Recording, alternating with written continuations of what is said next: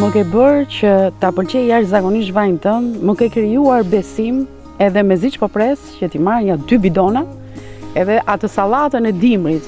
Mund të ta kem atë deri në maj besoj, apo jo? Jo, deri jo. A duhet vi prapë edhe për 2 bidon të tjerë? Po, kismet. Faleminderit për besimin që ke. Jo vetëm sallatë, të gjitha ushqimet, është mirë të fusin vaj ulliri, jo atë vajin që e merrni në marketë dhe nuk dini se çfarë jeni në gjellën tuaj dhe pastaj thoni më dhëm këtu, më dhëm patje. Ja, vajin e ullirit këtu te kujtimi, vim e marrim. Edhe kemi një jetë të shëndetshme, se vaj ulliri përdor për shumë gjëra. As pemë si ka beku zoti. Kur shitet gjithmonë vaj ullirit që gjet nga ulliri. Po pas ndërhyrje manipulime. Po tjetë vaj ullirit sade, është mrekulli, lëmë kush e përdorë. Bravo.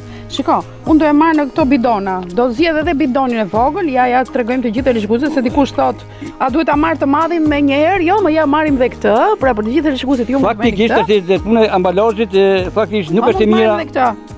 Ja, dhe këtë të madhin fare për të gjithë rishikuesit urdhro. Ky është 10 kg, ky është 5 kg. Po, 5 kg. Çfarë të bëj unë, ta hedh në shishe kur shkoj në shtëpi? Mira është në shishe cilësit edhe në inoxit. Unë e marr previzorisht për pak ditë. Po, sepse nga prodhimi të Po, tregut, nuk kam mundësi. Si se më do japim edhe shishet ju. Kurse klienti po të kenë en inoxit dhe shishe cilësit, është më mirë që ta hedh aty se do të ruhet shija origjinal more, siç e ka marrë nga fabrika. Edhe në terren në errësirë. Jo në errësirë, jo në diell. Se disa i lënë në balkon me qepët. Jo. E pastaj gjen ngjyrë portokall një vaj ulliri aty. Sa ka fajin kujtimi, e ke fajin vet, pra mbahet në inox, në qelç edhe në errësirë. Gjej një vend ama çdo ditë kur të bëj sa do thon, kujtim rofsh sa malet.